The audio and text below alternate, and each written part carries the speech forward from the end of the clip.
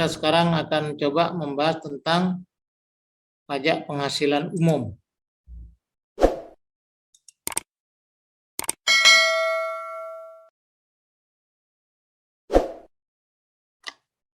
Di mana subjek pajaknya tetap sama ya, orang pribadi ya, badan dan bentuk usaha tetap yang belum kategori badan.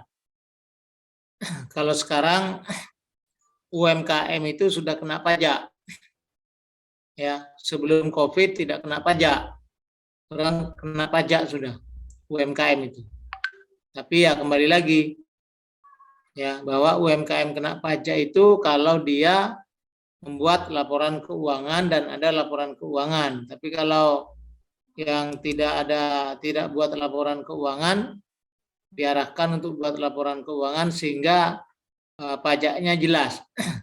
Tetapi teman UMKM di Sidoarjo yang saya tahu ya, yang modal di bawah 50 juta atau modal bergulir 50 juta dalam 1 bulan, biasanya pajak usaha, pajak penghasilan, pajak penjualan itu tidak bayar, tapi pajak pribadi dianggap berpendapatan itu bayar. Ya. Nah, kenapa itu dilakukan? Ya bahasa mereka ketimbang tidak bayar pajak. Begitu. Ada benarnya. Ketimbang tidak bayar pajak meskipun cuma hanya 200 gitu kan. 300 1 bulan ping. Ping banyak UMKM ya yang bayar pajak meskipun sedikit ketimbang tidak ada. Tapi kalau orang yang jualan buah di Gading Fajar itu, nah orang jualan buah itu beberapa saya tanya karena kebetulan satu marga dengan saya Madura, penghasilan per bulannya per harinya itu paling tidak minim-minimnya 300. Ya. Nah, cuma kan di dalam perhitungan pajak itu ada pajak yang dihitung berdasarkan omset penjualan. Mestinya kalau 300 0,5. 0,5 dari 300 itu dia sudah bayar. Paling tidak 15.000 ya per hari. Nah, kalau 1 bulan ya 450. Jadi kalau dia bayar 300 apa 200 300 sebenarnya sudah masuk. Nah, cuma yang jualan-jualan itu banyak yang tidak bayar pajak. Karena untuk bayar pajak maka persyaratannya harus ada laporan keuangan. Dan biasanya mereka nggak mudeng laporan keuangan. Bahkan juga nggak tahu laporan keuangan kayak apa. Meskipun dikasih tahu, diajari juga mereka nggak mau tahu. Ini repotnya. Jadi akhirnya petugas pajak kemarin karena saya kemarin ketemu, saya sharing diskusi ya.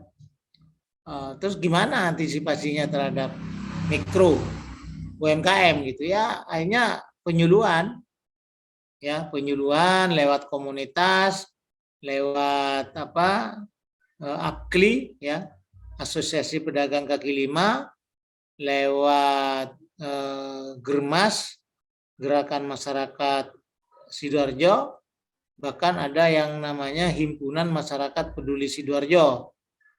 Jadi mereka lewat itu, tapi tingkat animo mereka bayar pajak katanya masih kisaran antara 10 sampai 12%. Jadi kalau ada UMKM di Sidoarjo 100 ya kesadaran bayar pajak 12 orang. Dan biasanya mereka membayar pajak ya itu karena ada kepentingan mau pinjam modal ke bank.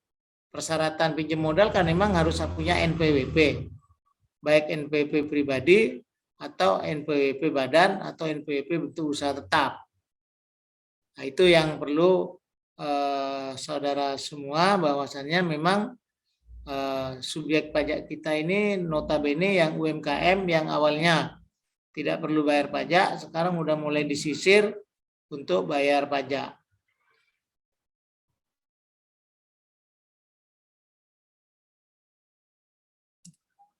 Ini subjek pajak ya. Kalau orang per orang ya yang sudah bertempat tinggal di Indonesia lebih dari 183 hari.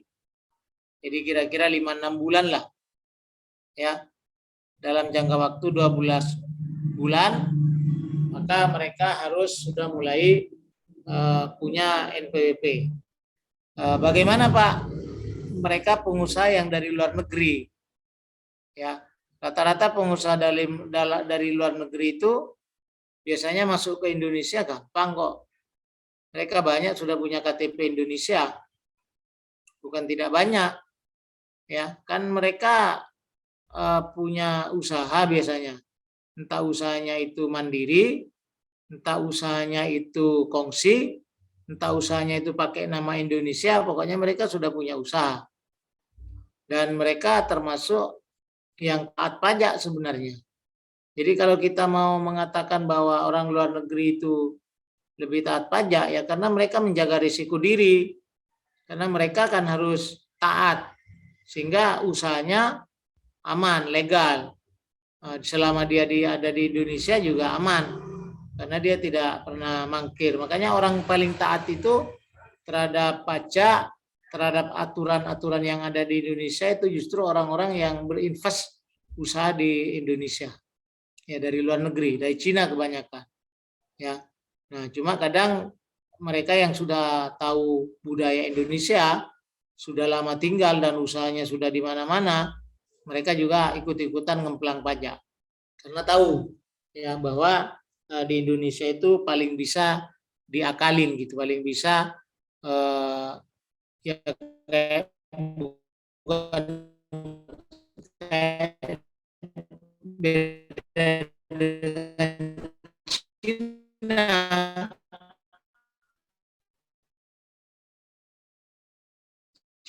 Cina itu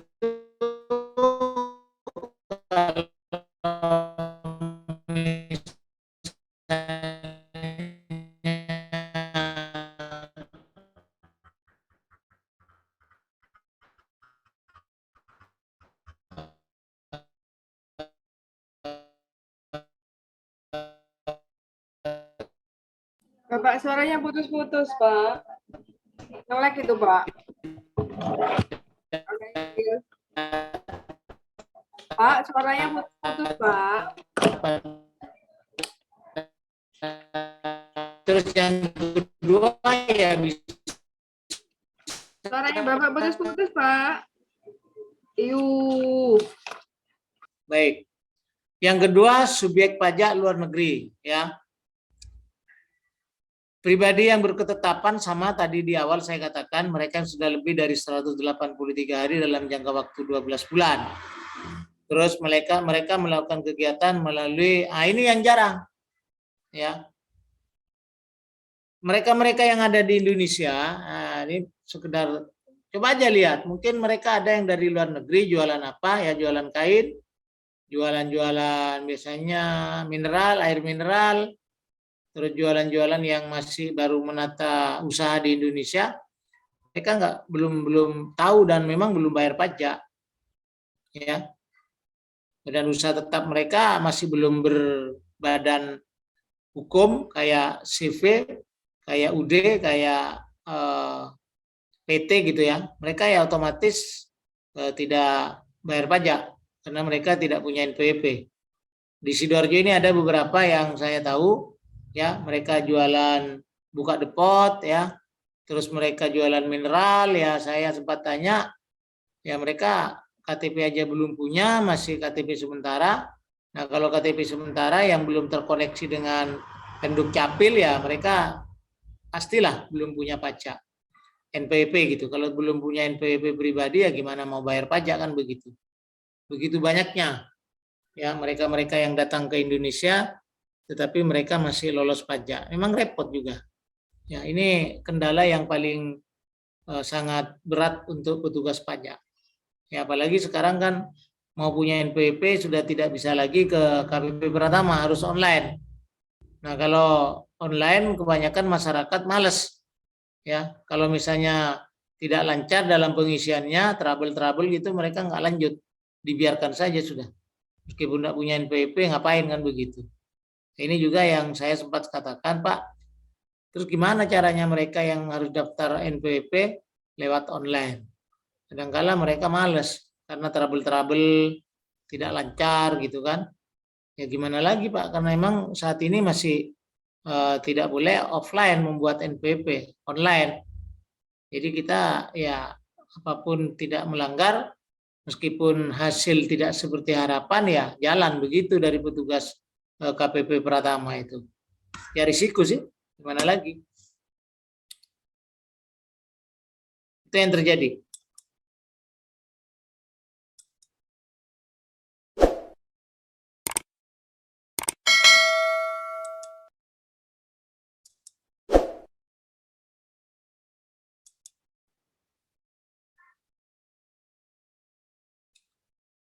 Ya, ini perbedaan ya.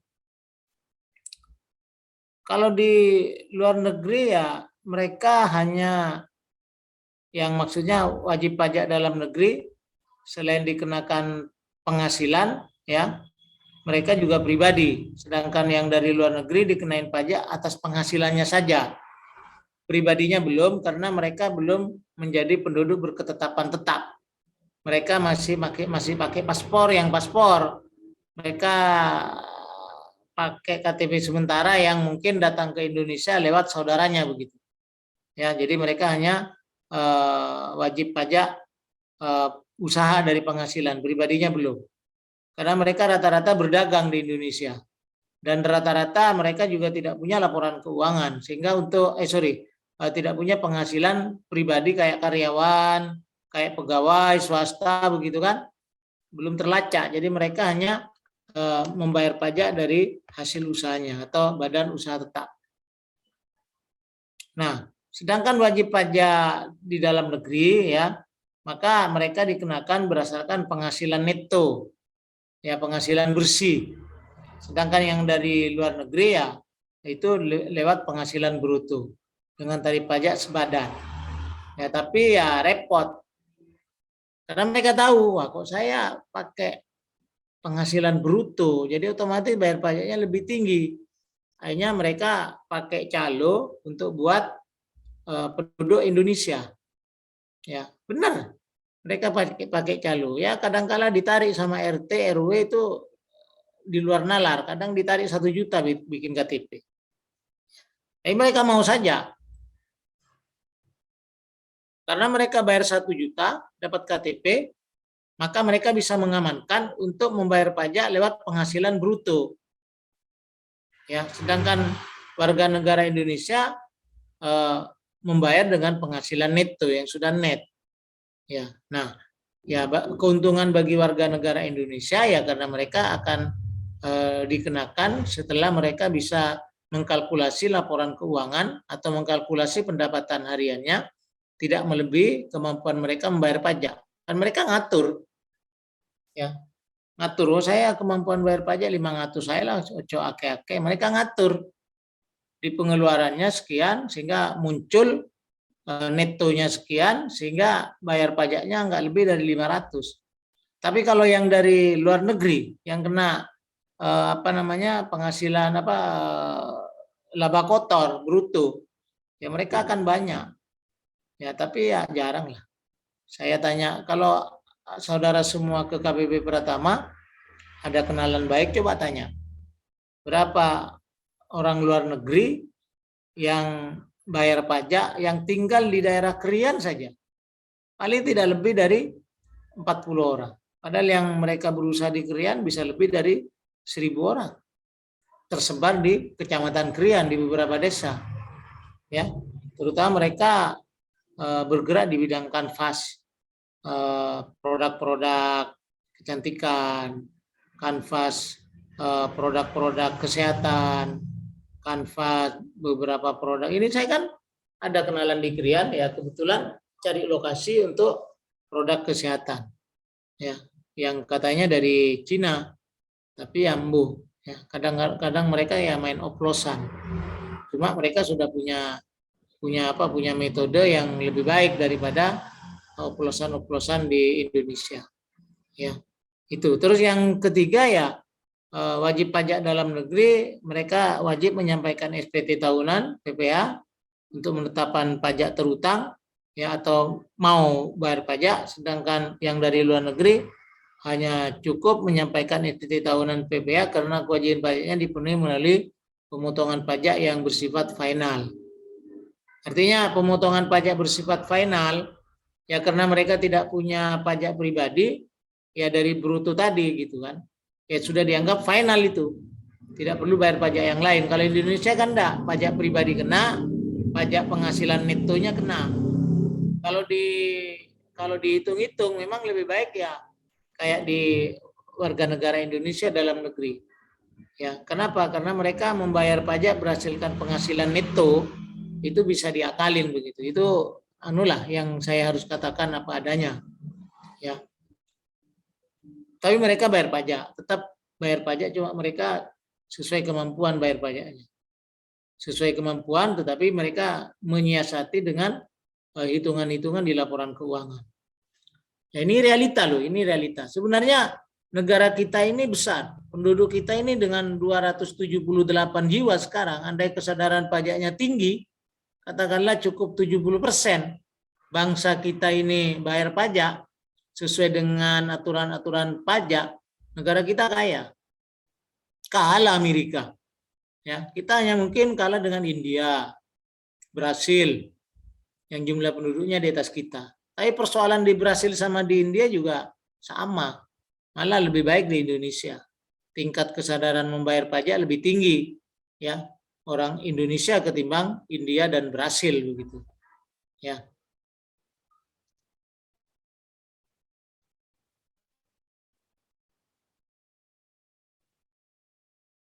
Nah, ini tidak termasuk subjek pajak.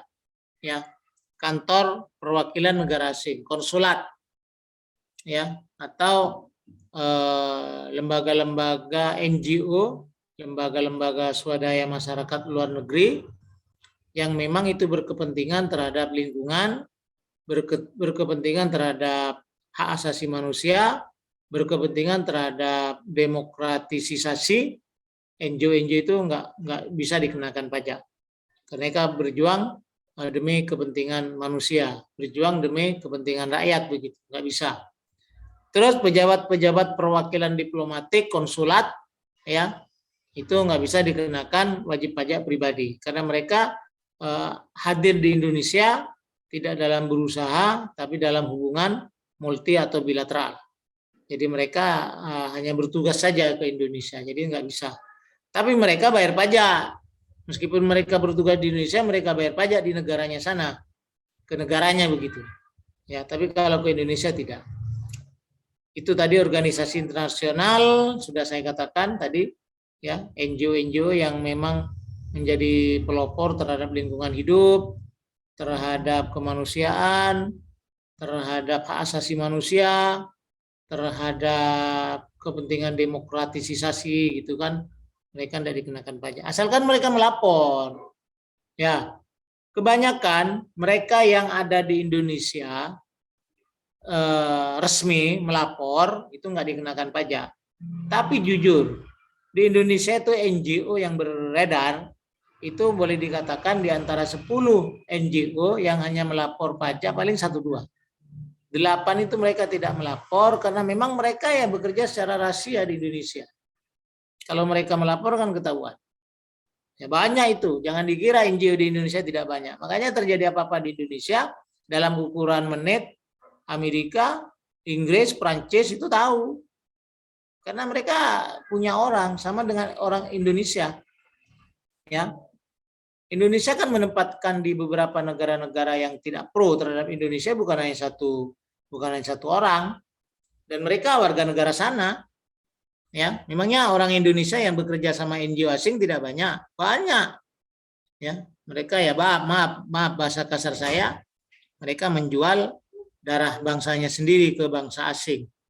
Ya, tapi ya mereka sudah sudah dicecelin dengan mindset materi, dicecelin dengan mindset kemanusiaan yang mendunia, mereka aja diperalat oleh bangsa lain. Ya, tapi beda pandangan. Kalau saya sih selama itu demi kepentingan kemanusiaan, ada salahnya karena ya oligarki di Indonesia memang perlu dikikis. Ya, tapi nggak mudah. Ya. masuk pejabat perwakilan organisasi internasional, itu juga nggak bisa dikategorikan subjek pajak. Ini dalam cara menghitung pajak, terutama dalam menghitung pajak penghasilan berutang. Ya, wajib pajak dalam negeri, wajib pajak luar negeri. Ya, kalau wajib pajak dalam negeri itu hitungannya tarif pajak kali penghasilan kena pajak. Itu kan. Sedangkan yang luar negeri tarif pajak penghasilan bruto ya tadi itu. Ya. Enggak sulit kok.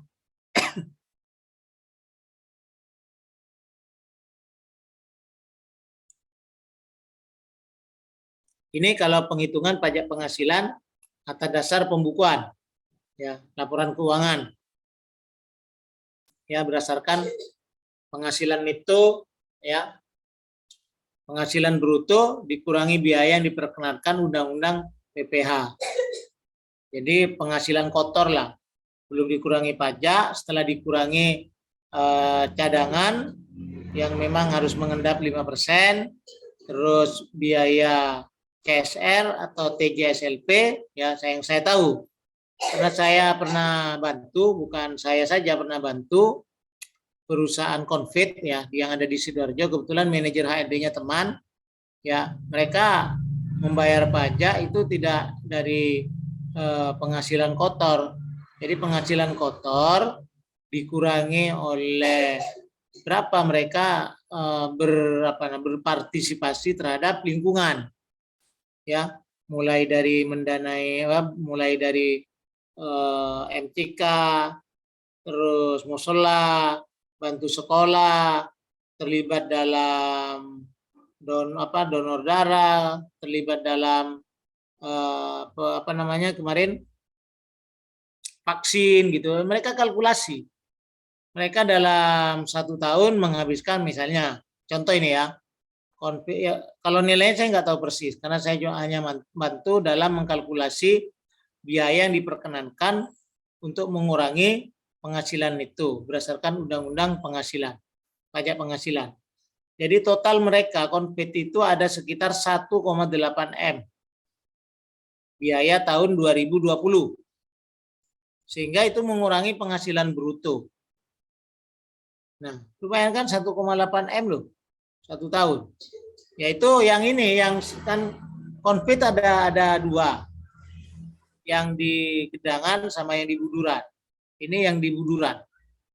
Ya, yang di Gedangan lain lagi. Nah, yang di Buduran itu bayar pajaknya yang saya tahu itu sekitar 1,8 apa 1,6 ya.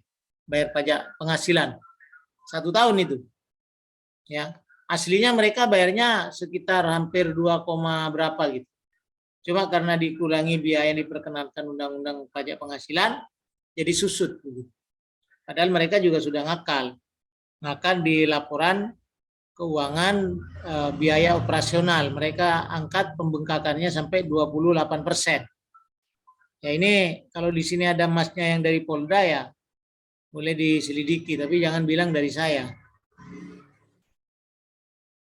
Terus selanjutnya adalah wajib pajak orang pribadi. Ya, penghasilan kena pajak, penghasilan neto ya dikurangi PTKP ya.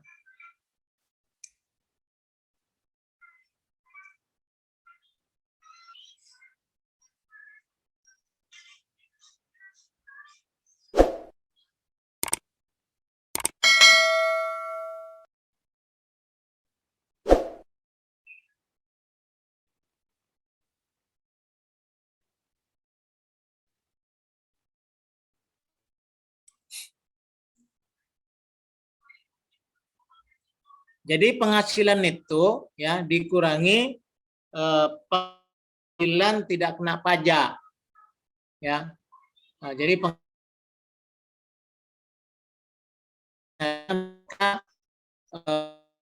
terkait dengan yang mereka ya kayak saya lah, gaji, tunjangan dan lain-lain itu tidak dimasukkan.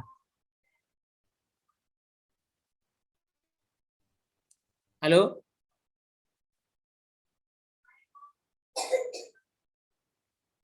Halo, Iya, Pak. Dede? Iya, Bapak.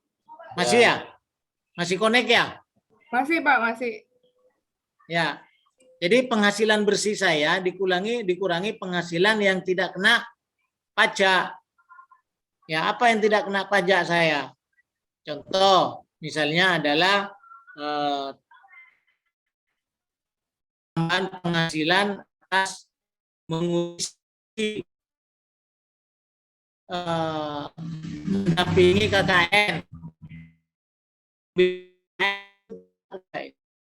Di total semua ya itu dikurangi penghasilan itu saya. Otomatis tetap tidak bayar pajak, Bang.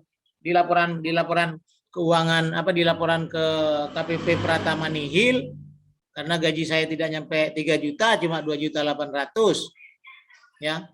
Nah, tapi kalau semua dimasukkan tunjangan ini, tunjangan itu, transport, ya gaji dosen standar saya 3B itu sudah sekitar 5,6. Ya penghasilan 1 bulan lebih dari itu, cuma yang dimasukkan hanya gaji pokok doang, 2,8. Itu ya. Nah, atau juga penghasilan bruto, penghasilan kotor dikurangi biaya yang diperkenankan menurut undang-undang. Dikurangi PTKP sama aja. Ya. Sama aja.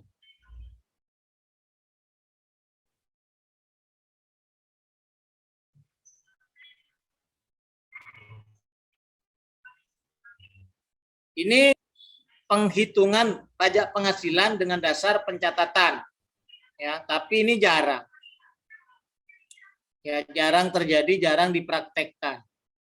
Karena memang dasar pencatatannya juga multitafsir. Ya, multitafsir. Ya. Contohnya apa? Misalnya kalau yang PPh pribadi, ya penghasilan yang tidak terlacak dan tidak tetap setiap bulan.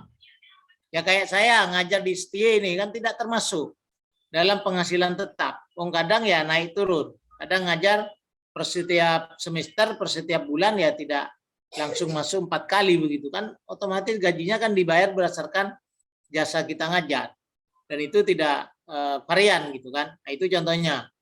Nah, kalau badan ya pendapatan ya maaf kayak leasing, pendapatan denda ya itu tidak dimasukkan pendapatan denda ya ke dalam dasar pencatatan penghasilan, tidak masuk itu. Nah, kalau bank ya denda juga di bank sama sita jaminan sementara. Sita jaminan sementara itu juga tidak masuk ya. Nah, jadi contoh kayak gitu. Jadi contohnya ya ada dasar-dasar pencatatan yang memang multitafsir. Oh, ini kok nggak masuk, ini dimasukkan aja, ini kan sama aja dengan penghasilan begitu. Tapi ya intinya perusahaan apapun berusaha membayar pajak tidak banyak. Jadi ya dasar-dasar pencatatan yang multitafsir ya dijadikan mereka senjata untuk tidak bayar pajak sesuai dengan ketentuan yang berlaku gitu. Hukum pajak di Indonesia kan lemah.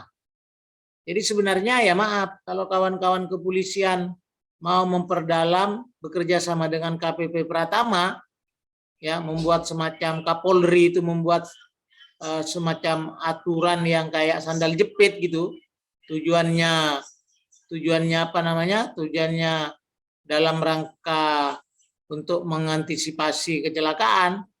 Ya, tetapi dari sudut pandang yang lain juga beragam gitu. Jadi misalnya nanti dibuat bagaimana bergandeng tangan antara petugas pajak terus dengan institusi hukum yang melindungi, terus Kapolri ada semacam kasat usut pajak begitu. Kan sekarang maaf kasat reskrim ada, kasat yang terkait pidana umum, pidana ekonomi dibagi-bagi gitu. Nanti pidana pajak gitu.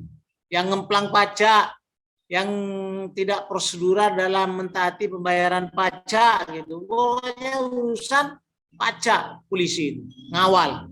Wah, itu banyak yang kena itu. Saya mungkin kena pertama itu. Nah, ini Pak Hairil dijadikan kasus ini. Ya. Tapi ya di Komisi 3 pasti ya perdebatannya seru.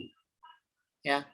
Akhirnya katanya Pak Riamsa, yang pokok-pokok saja pemerintah belum fokus, ngurusin yang kecil-kecil begitu kan. Nah, ya bisa saja. Ya. Urusan KKB aja nggak jelas, urusan khilafah juga butuh personel. Ya, masa ngurusin pajak begitu kan. Nanti malah masyarakat mulai gerah. Wong UMKM aja mau demo itu, tidak mau bayar pajak gitu. Tapi ya nyatanya bisa diredam. Baik, saya kira itu adik-adik ya. Kita lanjut minggu depan, materi kita masih banyak, ini masih panjang. Mungkin 2 kali pertemuan ini tuntas. Kalau ada yang ditanyakan, monggo. Mas Hadi mungkin.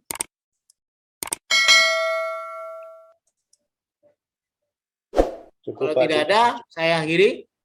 Kaget aja tadi UMKM masih kena pajak sekarang.